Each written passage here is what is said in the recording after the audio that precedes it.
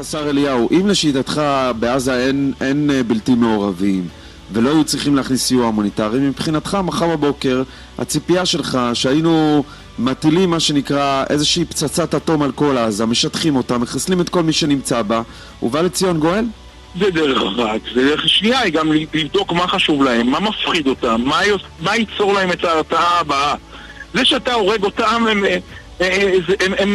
הם חלק, הם לא מפחדים מהמוות, צריך לזכור את זה.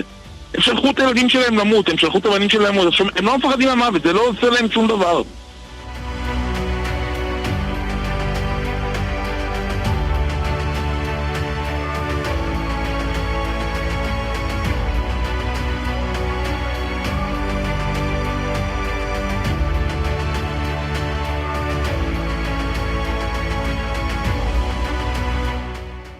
שברגע שאנחנו נותנים להם סיוע מוניטרי בצורה כזו, כמו שאנחנו נותנים עכשיו, אנחנו נכשלים ברמת ההסברה הבינלאומית, ואנחנו נותנים להם עוד אוויר לנשימה.